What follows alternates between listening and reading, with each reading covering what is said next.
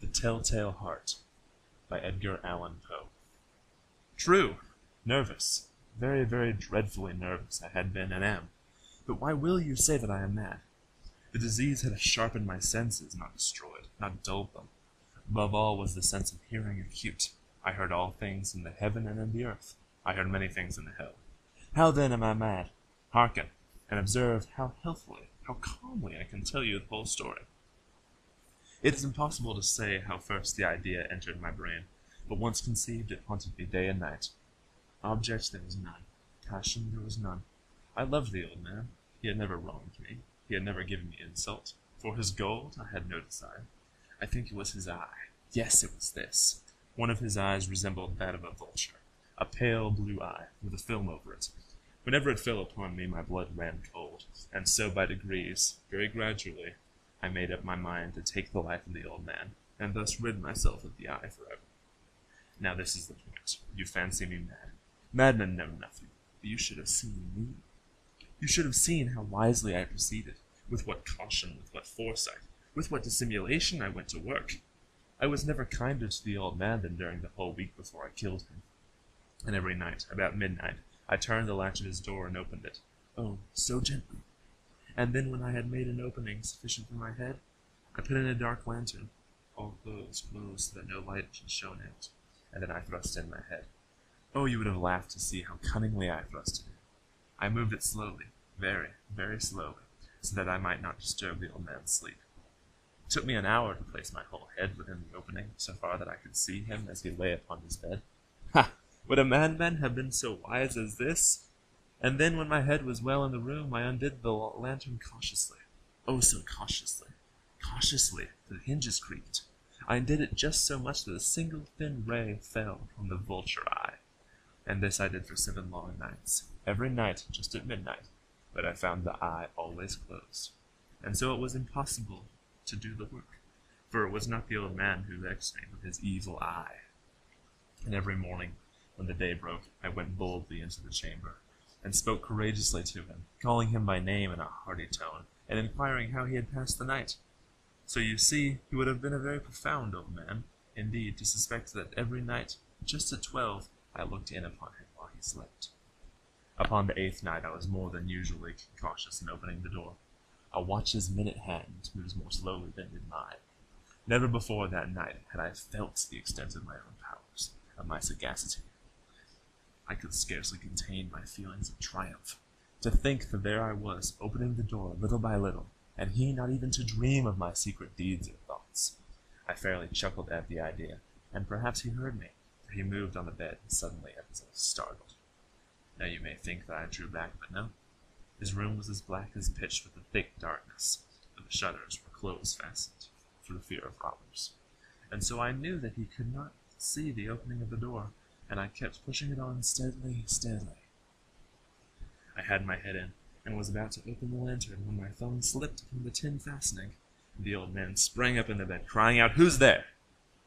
I kept quite still, and said nothing. For a whole hour I did not move a muscle, and in the meantime I did not hear him lie down. He was still sitting up in the bed, listening, just as I have done, night after night, hearkening to the death watches of the wall. Presently I heard a slight groan, and I knew it was the groan of mortal terror. It was not a groan of pain or of grief, oh no! It was the low, stifled sound that arises from the bottom of the soul when overcharged with awe. I knew the sound well. Many a night, just at midnight, when all the world slept, it has welled up from my own bosom, deepening with this dreadful echo the terrors that distracted me. I say I knew it well.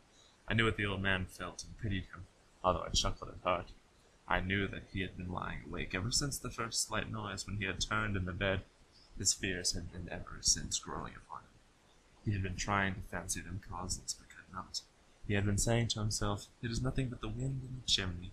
It is only a mouse crossing the floor, or it is merely a cricket which has made a single chirp." Yes, he had been trying to comfort himself with these suppositions, but he had found all in vain. All in vain, because death, in approaching him, had stalked with his black shadow before him, and enveloped the victim. And it was the mournful influence of the unperceived shadow that caused him to feel, although he neither saw nor heard, to feel the presence of my head within the room. When I had waited a long time, very patiently, without hearing him lie down, I resolved to open a very, very little crevice in the lantern. So I opened it. You cannot imagine how stealthily, until at length a single dim ray, like the thread of the spider, shot from out the crevice and full upon the vulture eye. It was open, wide open, and I grew furious as I gazed upon it. I saw it with perfect distinctness, all a dull blue, with a hideous veil over it that chilled the very marrow in my bones. Yet I could see nothing else of the old man's face or person, for I had directed the ray, as if by instinct, precisely upon the damp spot. And now have I not told you that what you mistake for madness is but over-acuteness of the senses? Now, I say, there came to my ears a low, dull, quick sound, such as a watch makes when enveloped in cotton. I knew that sound well, too. It was the beating of the old man's heart. It increased my fury, as the beating of a drum stimulates the soldier into courage. But even yet I refrained and kept still. I scarcely breathed. I held the lantern motionless.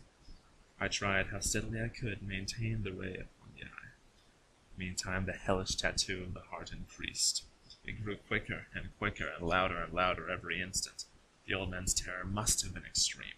It grew louder, I say, louder every moment. Do you mark me well? I have told you that I am nervous, so I am. And now at the dead hour of the night, amid the dreadful silence of that old house, so strange a noise as this excited me to uncontrollable terror. Yet for some minutes longer I refrained and stood still. But the beating grew louder. I thought the heart must burst, and now a new anxiety seized me. The sound would be heard by a neighbor. The old man's hour had come. With a loud yell I threw open the lantern and leaped into the room. He shrieked once only. In an instant I dragged him to the floor, and pulled the heavy bed over him. I then smiled gaily to find the deed so far done, but for many minutes the heart beat on with a muffled sound. This, however, did not vex me. It would not be heard through the wall. At length it ceased. The old man was dead. I moved the bed and examined the corpse. Yes, he was stone dead. I placed my hand upon the heart and held it there many minutes. There was no pulsation. He was stone dead.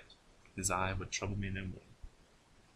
If still you think me mad, you will think so no longer when I describe the wise precautions I took for the concealment of the body. The night waned, and I worked hastily but in silence. First of all, I dismembered the corpse. I cut off the head and the arms and the legs. I then took up 3 planks from the flooring of the chamber and deposited all between the scantlings. I then replaced the boards so cleverly, so cunningly, that no human eye, not even his, could have detected anything wrong. There was nothing to wash out, no stain of any kind, no blood spot whatever. I had been too wary for that. A tub had caught all. When I had made an end to these labors, it was 4 o'clock, still dark as midnight. As the bell sounded the hour, there came a knocking at the street door. I went down to open it with a light heart, for what had I now to fear? There entered 3 men, who introduced themselves, with perfect suavity, as members of the police. A shriek had been heard by a neighbor during the night. A suspicion of foul play had been aroused. Information had been lodged at the police office, and they, the officers, had been deputed to search the premises. I smiled, for what had I to fear? I bade the gentleman welcome. The shriek, I said, was my own, in a dream. The old man I mentioned was absent in the country. I took my visitors all over the house. I bade them search well. I led them at length to his chamber. I showed them his treasures, secure, undisturbed. In the enthusiasm of my confidence, I brought chairs into the room, and desired them here to rest from their fatigues, while I myself, in the wild audacity of my perfect triumph, placed my own seat upon the very spot beneath which reposed the corpse of the victim. The officers were satisfied. My manner had convinced them. I was singularly at ease. They sat, and while I answered cheerily, they chatted familiar things. But ere long I felt myself getting pale and wished them gone. My head ached, and I fancied a ringing in my ears. But still they sat, and still they chatted. The ringing became more distinct. It continued and became more distinct. I talked more freely to get rid of the feeling, but it continued and gained definitiveness, until at length I found that the noise was not within my ears. No doubt I now grew very pale, but I talked more fluently and with a heightened voice. Yet the sound increased, and what can I do? It was a low, dull, quick sound, much such a sound as a watch makes when enveloped in cotton. I gasped for breath, and yet the officers heard it not. I talked more quickly, more vehemently, but the noise steadily increased. I rose and argued about trifles, in a high key and with violent gesticulations, but the noise steadily increased. Why would they not be gone? I paced the floor to and fro with heavy strides, as if excited to fury by the observation of the men, but the noise steadily increased. Oh God, what could I do? I foamed, I raved, I swore. I swung the chair upon which I had been sitting, and grated it upon the boards, but the noise arose over all, and continually increased. It grew louder, louder, louder, and still the men chatted pleasantly and smiled. Was it possible they heard not? Almighty God, no, no, they heard, they suspected, they knew. They were making a mockery of my horror. This I thought, and this I think. But anything was better than this agony. Anything was more tolerable than this derision. I could bear those hypocritical smiles no longer. I felt that I must scream or die, and now again, hark! Louder, louder, louder, louder. Villains, I shrieked, dissemble no more. I admit the deed. Tear up the planks. Here, here, it is the beating of his hideous heart.